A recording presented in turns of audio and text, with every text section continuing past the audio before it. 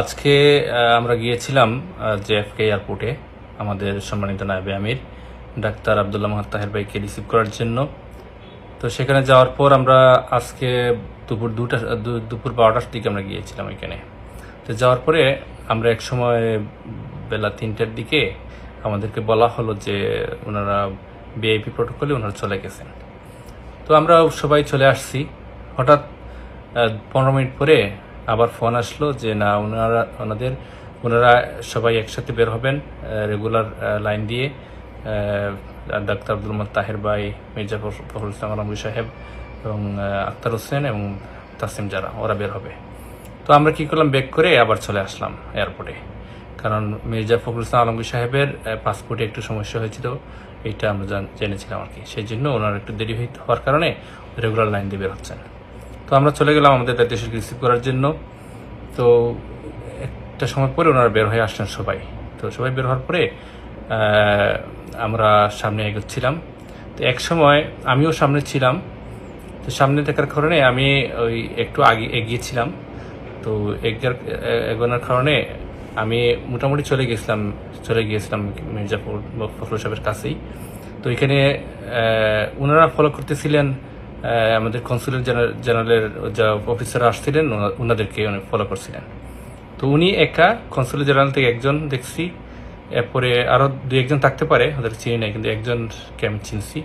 কিন্তু ওইখানে বিএনপির কোনো লোক ছিল না, এনসিপির কোনো লোক ছিল না। তো আমরা মনে করছিলাম যে আমাদের তাহের ভাই ওইদিকে আসবেন, কিন্তু ওইখানে একটা রেড লাইট পড়ার কারণে ওনারা একটু ওইদিকে পিছনে পড়ে গেছিলেন। পিছনে পড়ে যাওয়ার কারণে ওই গ্রুপটা এগিয়ে গেছে, আর আমরা ওই গ্রুপের সাথে চলে আসছিলাম। আমরা এখানে বুঝি নাই যে এখানে ওনারা মানে রেড লাইটের কারণে রাস্তা পার হতে পারছেন না। তো আমরা যখন সামনে এগোনোর পরে দেখি পিছন থেকে আর কেউ আসতেছে না। কিন্তু এটি এই মুহূর্তে ওই আমাদের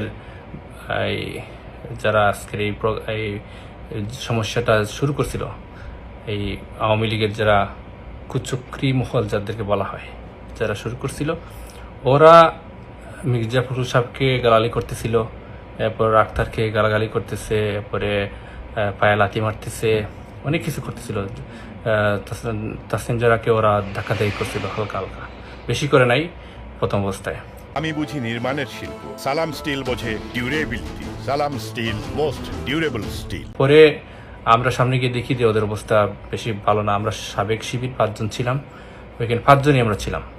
আমাদের 5 জন, ওদের অফিসার 1জন ভালোভাবে দেখছি, আর 2-1জন থাকতে পারে, আর সাংবাদিক 5-6 জন, আর বাকি সব আওয়ামী লীগের সন্ত্রাসীরা।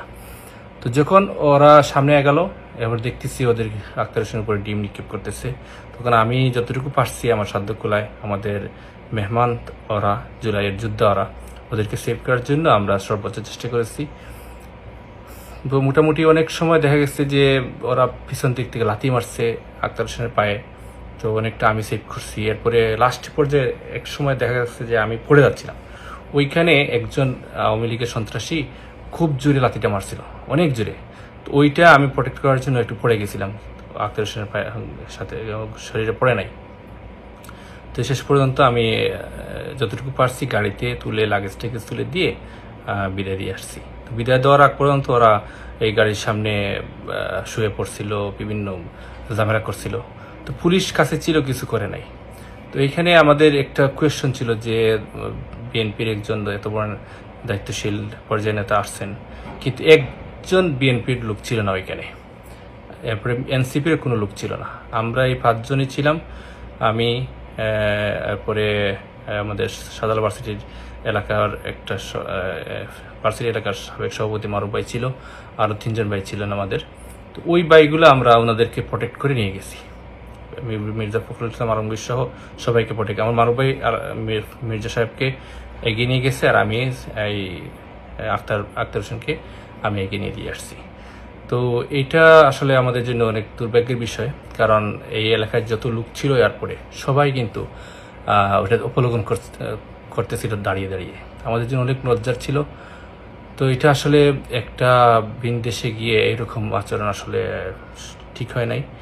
আর ওনারা যে নিরাপত্তাহীনভাবে বের হয়ে আসছেন, একজন অফিসারকে ফলো করতেছেন, কোনো সিকিউরিটি নাই, কিছু নাই।